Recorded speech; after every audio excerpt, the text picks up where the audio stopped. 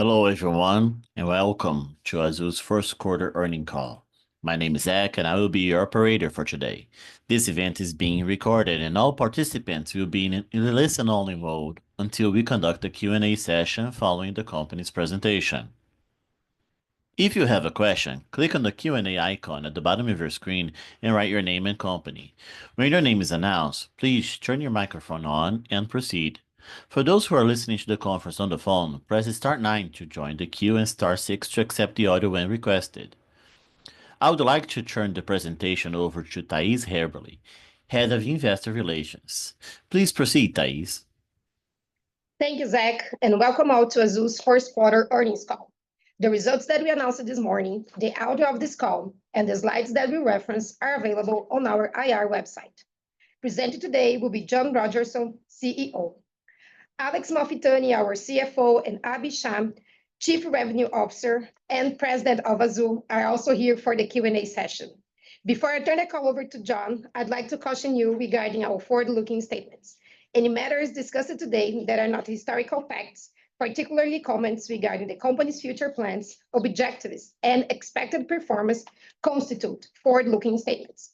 These statements are based on a range of assumptions that the company believes are reasonable, but are subject to uncertainties and risks that are discussed in detail in our CVM and SEC filings. Also, during the course of the call, we will discuss non-IFRS performance measures, which should not be considered in isolation. With that, I will turn the call over to John. Thank you, Thais. Welcome, everyone, and thank you for joining us today. First, let me begin by thanking our incredible crew members for their passion and dedication. The first quarter for Azul brought a return to operational excellence that our customers expect. As we've shared many times before, in 2024, we did not run the best operation due to significant OEM issues we experienced. This was tough on our customers, our crew members, and had an impact on our results. I'm happy to report now that towards the end of the first quarter, our operation is back. I will give you more details later on this call, but for now, I just want to thank our crew members for their perseverance and hard work. Turning to slide 3, I want to just highlight the sustainable competitive advantages of the Azul business model. The combination of a differentiated network with unique fleet flexibility, our high-growth business units, our lowest unit cost in the region, together with passionate crew members and supportive stakeholders, is what allowed us to deliver the results we present to you today.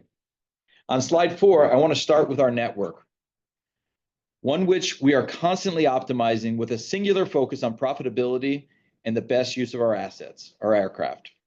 This network that is different by design with no nonstop competition in 82% of our routes, representing 77% of our revenue, a remarkable competitive advantage. Still, we're constantly making changes to make it even better. This quarter was particularly active. In the month of March, we suspended service to 14 cities. This was in response to the high fuel environment combined with the revenue performance in these markets. At the same time, we increased service in many other markets, upgauging to fuel-efficient Embraer E2 aircraft, especially at our Belo Horizonte hub. These are just some examples of how we continuously strive to extract the best possible results from our network. On slide 5, you can see that we're excited to report another strong first quarter. Revenue of 5.4 billion reais with a RASK of 42 cents. Flat year over year with a 16% increase in capacity. Our EBITDA for the quarter was 1.4 billion reais with a margin of 26%, and EBIT of 571 million reais. In the first quarter, we were impacted significantly higher than expected because of the devaluation of local currency and irregular operations, which I will address later on this call. Turning to slide 6, I want to share the details on our revenue performance. Overall, we maintained unit revenue flat with a 16% growth in capacity, a strong result overall. Even more impressive, given the fact that the major part of our year-over-year increase in capacity was in our international network, due to the low base from last year. Normally, this would have an effect on lowering unit revenues due to the longer stage lengths. But thanks to the demand environment and the contribution from our ancillary and business units, we were able to overcome that effect. We are also actively using technologies in the area of revenue management. Tools make recommendations on pricing, yield management, and ancillary revenue on a quasi-real-time basis, further allowing us to maximize our unit revenue. Turning to our business units, I want to highlight their revenue contribution and impressive performance this quarter. Our business units have done a great job of growing beyond the metal, finding new and unique ways to increase our revenue outside of just ticket revenue. On slide 7, you can see the contribution of our high margin business units on RASK, which grew from 19% in first quarter 24 to a very strong 23% in first quarter 25. All units combined resulted in positive impact of more than 480 million reais in the quarter, accounting for 35% of our total EBITDA in the quarter. On slide 8, you can see the continued high growth from each of our Beyond the Metal business units. Our loyalty program now boasts 19 million members and a record high monthly active users. Flown revenue was up 65% year over year, and net unit revenue contribution was double compared to first quarter 24. The combination of our domestic and international network, airline, hotel, retail, and banking partners has resulted in record engagement and results in our loyalty program. Our vacations business continues to grow with gross billings up 56% year over year. Upcoming network additions such as Porto, Mendoza, Bariloche, and Madrid will continue to propel growth in this leisure-focused business for years to come. Finally, Azul Cargo, our logistics business, had a very strong quarter. Total revenue up 20% year over year. International revenue up 62%, and most importantly, our EBITDA doubled compared to first quarter 2024. During the quarter, we entered into service our 2 A321 freighters, and they are becoming a key driver of revenue and margin expansion in the business. As we have always said, our business units are a key part of our strategy and a driver of unit revenue and earnings expansion going forward. On slide 9, I want to highlight the improvements we have made in our ancillary revenue. Overall, ancillary revenue was up a very strong 22% year over year, and ancillary revenue per pax was up 14%. These increases were driven by the growth in our premium products such as business class and extra legroom seats, together with the record activity in our loyalty program. We continue to see opportunities in improving merchandising, CRM, and pricing, so we expect continued growth in the ancillary revenue per passenger metric. On slide 10, I want to highlight another key competitive advantage, our co-branded credit card with Itaú. We believe we have the strongest co-branded program in the country with the highest percentage of premium card holders. We already had the Visa Infinity card that was incredibly popular, with spending of about 0.5% of Brazil's GDP. And this April, we're proud to launch the MasterCard Black Skyline Premium Credit Card. This product further positions Azul as a premium airline in Brazil and expanding even further our base of high-yield demand and revenue.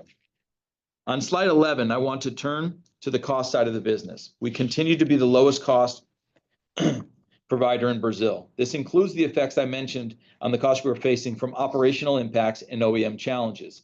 As I mentioned in the opening, and will show on the next few slides, we're significantly improving our operation, and those inefficiencies are coming out of our business. We also continue to be laser focused on efficiency, whether that is in our aircraft utilization or our headcount productivity. Ground time at airports. We are focusing Azul into a lean operating airline. We have made significant progress so far, but there's still more we can do. Turning to slide 12, you will see 2 great examples of operational improvements that led to efficiency. Despite all OEM challenges faced in the latter part of 2024 and early 2025, we were able to increase our aircraft utilization by almost 5%. This is a result of a combination of factors, including our network optimization strategy I mentioned before, more new generation fuel-efficient aircraft flying in our network, and a significant improvement in our operational reliability. In addition to a higher utilization, leading to more efficient ASK generation, the airline is also more efficient, delivering additional ASKs with less headcount. Our efforts to optimize processes, develop new automation technologies alongside our passionate crew members resulted in a productivity being up 18.9% year over year. On slide 13, you will see the impact on ASK generation from all of the challenges we faced in 2024. I would like to highlight 2 major factors. We began the year with the unfortunate floods in southern Brazil, a devastating natural phenomenon that turned 10% of our network offline overnight in one of the most profitable bases.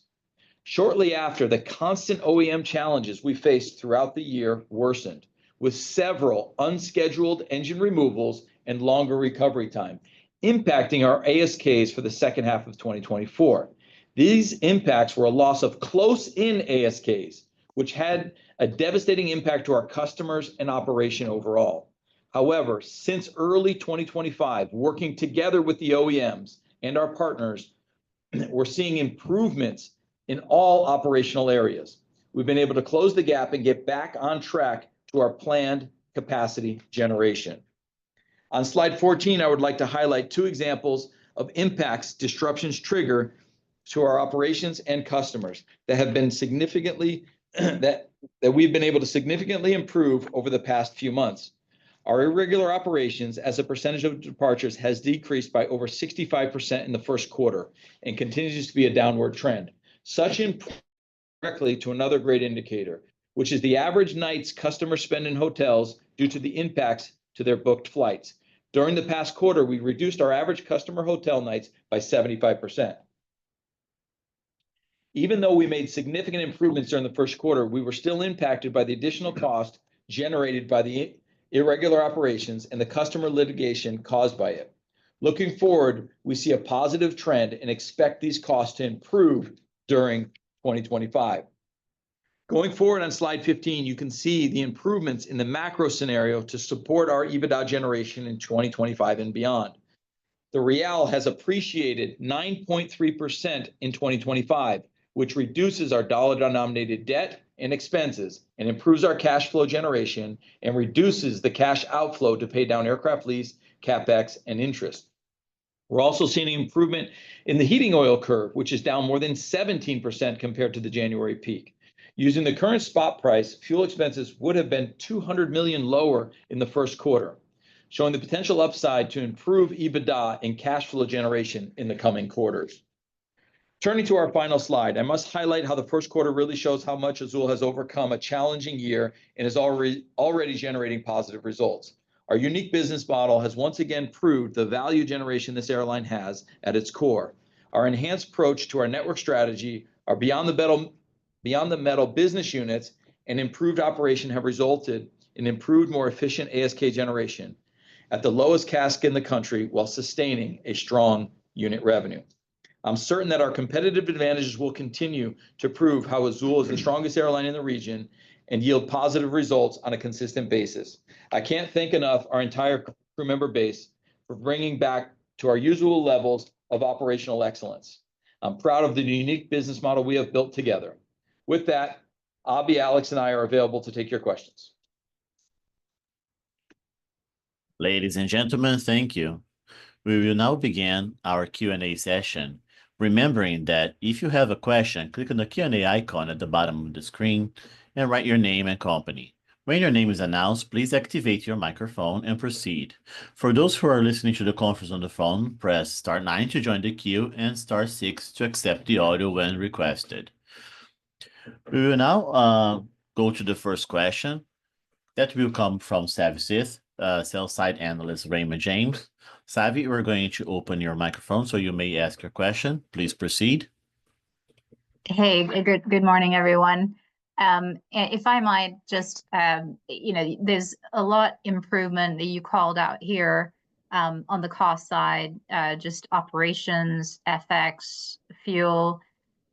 Could you talk about how you're feeling about EBITDA for the year and how it should progress from here? Because it seems like maybe seasonality might be a little bit different this year, just given the movements in macro and operations. Sure. Hi, Savi.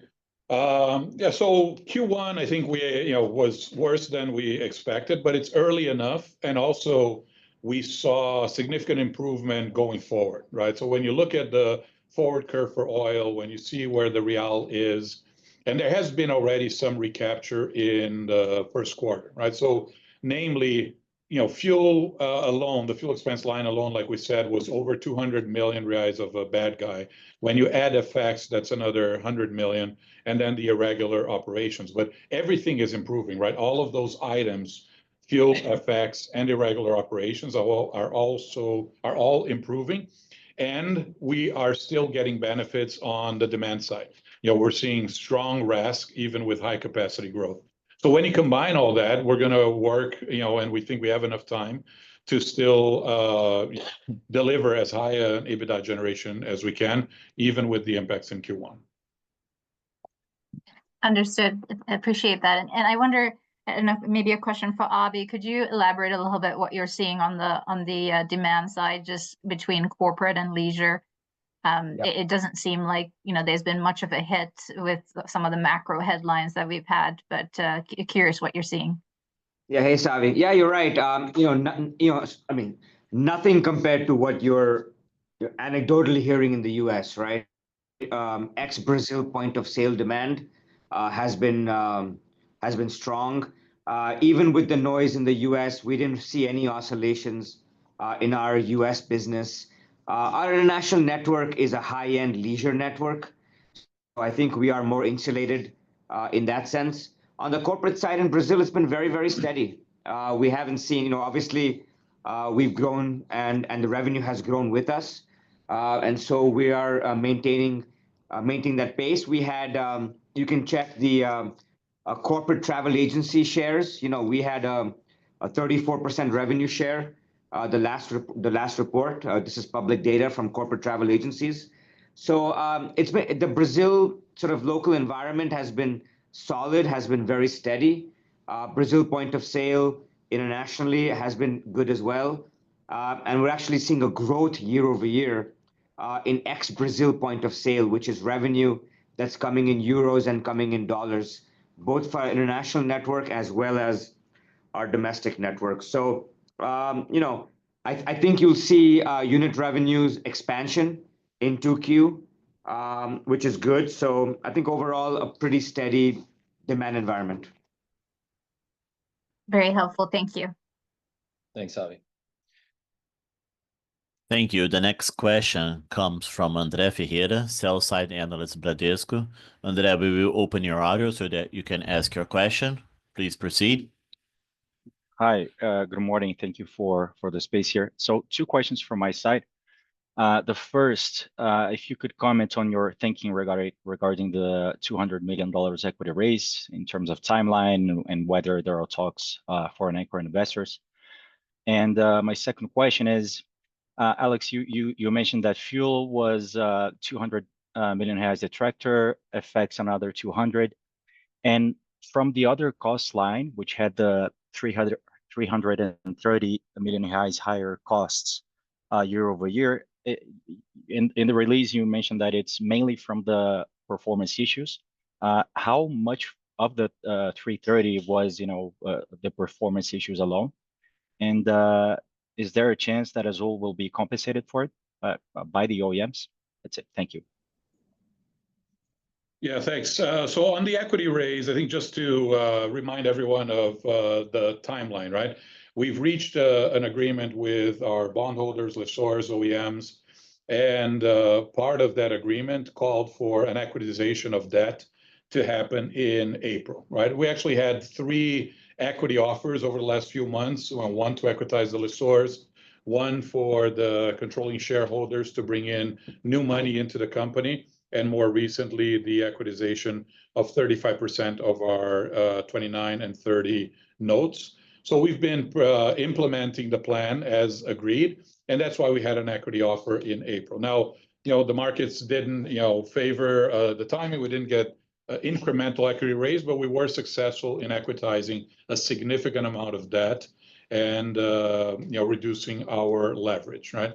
We obviously it would make sense for us to bring in additional equity capital, but we'll find the right time to do that, right? I think there's a lot of noise in the market, both in macro terms and understanding our overall restructuring. And so I think things will calm down over time, and we'll continue to evaluate that opportunity. On the cost side, yes, fuel about 208, dollar about 100. Other was impacted, like we said, about irregular operations, and just think about what that entails, right? When you're unable to fly and when you have close-in impacts, from OEMs like we did, that creates a lot of disruption in terms of us having to reaccommodate our customers, in terms of meals, hotels, transportation, sometimes, transportation on other airlines at close-in fares. But so that was a big part of the increase in the other line. Also, the other line that has a lot of components that are dollar denominated, and the average dollar between Q1 of 24 and Q1 of 25 was almost 20% up, right? Now, obviously, as we have demonstrated, the operations have improved significantly, so we should see a reduction in customer reaccommodations and legal contingencies going forward. But that absolute number is not that far from what's consistent with our guidance as well, right? So even though there was a big increase year over year, the improvement that we see in irregular operations would be enough for us to continue on the path that we had outlined. Yeah, and as for the OEM claims, we are in constant discussions with them. I mean, we had 8 wide-body engine removals in the span of 6 weeks in the fourth quarter, right? And you know, that had a significant impact to our customers. Abhi was unable to sell close-in revenue because we were just reaccommodating customers. And when you cancel people's flights on international, you're putting them up in hotels and moving people around. So yeah, there is claims out there to the OEMs for sure, and we're seeking compensation similar to what you've seen with other airlines around the world, and we'll continue to do that. But we wanted to show, as Alex mentioned, and the chart shows, there's been significant improvement in that, you know, just in the last 60 days alone. So we have more spare aircraft available to us, more spare engines, and more engines leaving the shop, and so we expect a significant improvement going forward in this line item. Very clear. Thank you.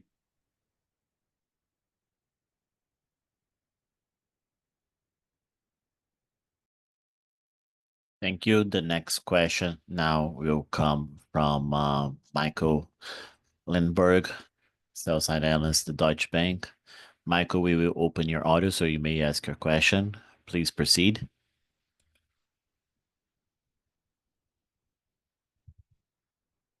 Hi, this is Shannon Doherty on for Mike. Thank you for taking my question. You know, maybe for the first one, just to follow up on Savi's question, are you officially reiterating the 7.4 billion riyals in EBITDA this year? I understand that's going to be back half loaded, but just want to know if you're like walking away from the guidance. Yeah, we're not changing guidance at this time. Okay, understood. And for the second one, you know, just so we know going forward, what is the share count that we should be using for the next quarter, assuming a net profit? I know in your footnotes in the release it says that the share count doesn't include dilution, and you did get a bunch of transactions done post-quarter end. So just an update on share count would be helpful. Yeah, the current number of shares outstanding after the acquisitions that we have done is 980 million preferred equivalent shares. Thank you.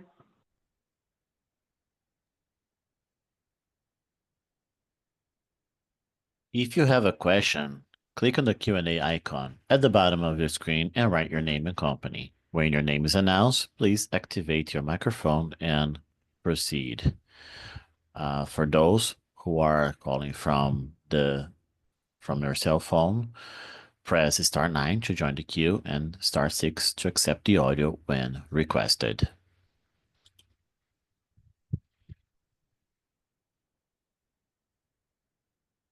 The next question now will come from Rogério Araújo, sell-side analyst, Bank of America. Rogério, we're going to open your audio so that you may ask your question. Please proceed. Yeah, hey, John, Alex, Abhi, thanks a lot for the opportunity. I have a couple here. The first one on liquidity. Second Q is usually a tougher quarter in terms of seasonality and cash flow. So if you could update us on any potential credit line from the government that has been spoken in the past, if there is an update there. Also, we saw the TAPS bond going to a actually short-term asset in the balance sheet. It expires in March 26, if I'm not mistaken. So what to expect with the TAPS bond? Will it become a cash position, same amount as in the balance sheet in March? Is there any way that it could be repurchased by TAP before that? Would that require a haircut? So how can we think about that line? And my second question actually it's follow-up from the equity offering. I understand there is an anti-dilution clause for creditors that are converting that into equity. And at this price, an offer could trigger further dilution to investors. So how can we think about this potential equity offering and in terms of this clause, what to expect? Could that be revised? Is there other alternative? Because I understand that this has to be concluded for the third phase and the restructuring to be concluded as well. Thank you so much. All right, Rogério, we're going to take it in pieces. First of all, second quarter, as we build up the summer and sell the summer peak, usually there's improvement in cash flow in the second quarter compared to the first quarter. But your question about the government line, I think we've seen movement for sure. They passed through initial approvals for the FGE line, which could be a couple $100 million worth of liquidity to the airline, to each airline. And so we're very positive on that. We've been in constant conversations with the government around that line. So all things indicate that that'll get approved fully in the next week or two, which that's exciting. As for the equity offering, I'll let Alex kind of give more color, but obviously that anti-dilutive clause was not helpful. And so as we went through the process, we needed to equitize the debt that they have. And what I would say, Rogério, is we're in constant conversations with the bondholders. And so, they asked for something initially that was to protect them, and it actually didn't protect them. It didn't protect and sustain the stock. And so, yeah, we're in constant conversations with them on a better approach, because we do need to delever the business even further. And, that clause is not helpful for sure. Yeah, that's right. On the liquidity, sometimes I think people, mix up, the strength of the quarter in terms of revenue versus the strength in terms of cash, right? Q1 is a very good quarter in terms of demand and revenue, but it's flown revenue. But most of that flown revenue was booked in previous quarters. So in terms of cash, Q1 is actually probably our worst quarter, seasonally speaking. Q2 is our worst quarter in terms of demand, traffic, usually, RASK, but it is a good quarter in terms of cash because you're starting to build booked revenue into the July season and the second half of the year, which is obviously the stronger in terms of demand. It's not exactly, like that, but usually the strongest quarters in terms of revenue are the weakest quarters in terms of cash flow, and vice versa, right? The weakest quarter in terms of revenue is the strongest quarter in terms of cash. It's not exactly like that, but Q2 is not a bad quarter in terms of cash generation. In terms of the TAB bonds, yeah, I mean, they are within a year from maturity, so that's why they are in short term. And we expect to be paid. That's a debt that has never been in question. There are discussions obviously on the collateral and the interest calculation, but no discussion on the existence of the debt. So we'll be discussing with TAP and the Portuguese government, obviously, directly with them, and any news we will share with the market as soon as possible. Fair enough. That's very helpful. Thank you. Thanks, Rogério. Thank you. The next question will now come from Guilherme Mendes, sell-side analyst, JP Morgan. Guilherme, we will open your audio so you may ask your question. Go ahead. Hey, John, Alex, Abhi, thanks for taking the time. First one, it's on the M&A, the potential M&A with Gol. The company now is expected to exit Chapter 11 probably in June, and you are evolving your own liability management. So if there's anything that you can share on the exchange ratio or at least timing for it to be announced. And the second one, just a follow-up on the guidance. Are you guys formally withdrawing the guidance or just not updating it? Thank you. Yeah, hi. On the M&A, as we have said before, we continue to be in conversations with Abra. They always made it clear that gold was going to exit first, so that was always part of the plan. But the discussions continue, and they continue on many parallel fronts, including valuation, including antitrust, documentation, all those kinds of things. So the discussions continue. And as for guys, there's no change. So Perfect. Thank you. Okay, thank you. And the next question comes from Savi, sell-side analyst, Raymond James. So Savi, we will open your audio, so you may proceed. Hey, thanks for the follow-up. Just given the kind of outlook hasn't changed, I'm guessing your views on capacity haven't changed much, but could you talk a little bit again about how you're thinking about that for the rest of the year and in between domestic and international? Thanks. Yeah, hey, Savi. Yeah, it hasn't changed a lot. As John said, we are making changes to the network. But overall, I see about in the domestic industry, I see about 8% growth. On a year-over-year basis, it will peak in the second quarter. So you will see higher growth from everybody in the second quarter, and then you will see lower year-over-year growth from everybody in the back half of the year. Sort of Azul, Go, Latam are kind of all following that same trend. And for us, yeah, we're on plan. I would say domestic around 8%. International is going to be higher only because some of the OEM issues that we faced last year led us to have an artificially low base. So you will see high international now in 2Q, and then you will see higher international again in 4Q because of the OEM. But I would say Azul overall, between around 10%, domestic will be around 8%. That's helpful. Thank you. Okay, thanks. The next question comes from Daniel McKenzie, Seaport. Daniel, we will open your audio, so please proceed with your question. Oh, hey, thanks. Good morning, guys. Really, the questions that I have really are around hardening the business model to handle the macro swings that that can cause revenue to move pretty hard, FX and fuel. And so I'm just curious, in the context of hardening the business model going forward, you guys have done a lot to build a really impressive airline, but the traditional way has been to slow capacity, cut capacity. And I'm just curious, how you're prioritizing the levers looking ahead. And then just related to that, what leverage metrics are you targeting end of this year and end of next? And, what's the pathway to the optimal balance sheet that you'd like to see? Hey, Dan.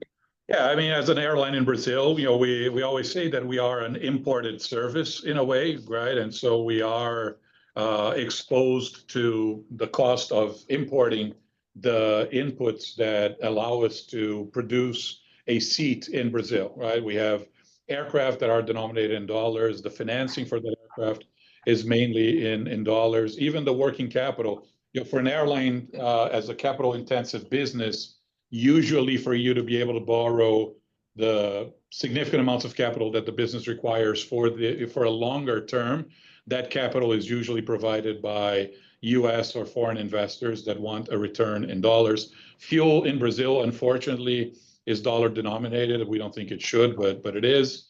And then a lot of other items, right? Like, GDS fees and IT and spare parts and maintenance and insurance. And so, yes, that exposure is intrinsic to the business. I think the lever we pull, I wouldn't say as much capacity, but I think the main one is fares, right? We see that fares, are essentially pegged to the dollar with a bit of a lag. They're not indexed to dollar, but we've demonstrated that over time, even though the real has, significantly devalued since we started Azul. The real was at 160 to 1 when we started Azul, and I don't think anybody had in their forecast that it would reach, 630 to 1. But over time, we have been able to more than offset that currency devaluation with fares through the strength of our network and our fleet and the customer experience that we deliver. We've always also made the company a lot more efficient, right? And we're going to do that regardless of the dollar. We'll be, constantly pursuing more efficiency, more productivity, higher aircraft utilization, right? You just need to be constantly looking for opportunities to reduce costs. And even though we've made a lot of progress, if you look at everything that's under our control, right, which is employee productivity, aircraft utilization, ancillary revenues, the revenue that come from our business units, everything that's in our control is doing really well. But unfortunately, the things that are outside of our control, such as fuel and FX, were big headwinds in Q1. But the positive news is that they should be much better for the remainder of the year, right? But also one thing that we had in the past, Dan, you may remember, we kind of had to use it up during, the Brazilian recession in 2016, and then through the pandemic, is that we are able to finance our fleet in reais, right? We are the only operators of Embraers in Brazil, and in the past we had about a third of our fleet that was debt financed, and a lot of those aircraft were financed in reais. That is a great hedge. Unfortunately, it's not one hedge that we can just reset and rebuild overnight, but we will absolutely do that going forward. The beauty of that is that the aircraft, when it's financed in reais, it continues to be valued in dollars. And if you need to reduce capacity, you can sell that asset, pay down the debt, and the debt will be constant, right? Will not have increased because of the devaluation, while the value of your asset will, right? We had that cushion that we built over time. We had to use it up over a couple of crises that we faced, and we're going to rebuild it going forward. And that will be another competitive advantage that Azul has, which no other competitor can match. Yeah, Dan, a couple of things. Just the FX alone is going to improve kind of leverage, but a couple of things that Alex said, I just want to reiterate. We're down year over year in headcount. Absolute FTEs we're down, yet we're up 15% in ASKs. So we are building a more efficient airline. Real-denominated debt, we have the ability to finance our E2s. The government line is also something. We need to have less US dollar-denominated debt on our balance sheet. We need to delever. And that's why we're talking to our partners about doing. Yeah. Thanks for that comprehensive answer. A follow-up to that is, Alex, can you speak to CapEx this year and next, just big round numbers, how should we think about that? And then, given everything that you just shared, how can we tie that, what kind of leverage metrics should we think about for Azul as we look ahead 1 to 3 years? So on CapEx, I think if you remember back in, I think November, we put out a walk through of our free cash flow to firm. That number is dollar denominated. The dollar has fluctuated somewhat. So depending on what your dollar assumption is for the year, you need to adjust that CapEx number going forward.